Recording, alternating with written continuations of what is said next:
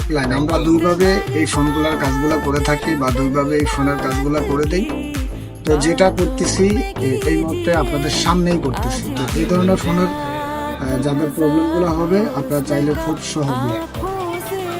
সহজে আমাদের থেকে এই কাজগুলো এখান থেকে করে নিতে পারবেন। আমরা এখান থেকে স্কিপ করে দেব।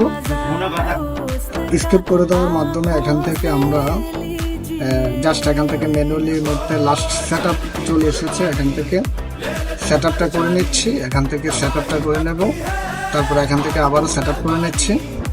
এখান থেকে দেখবো আসলে আমাদের ফোনটা কমপ্লিটলি হয়ে গিয়েছে।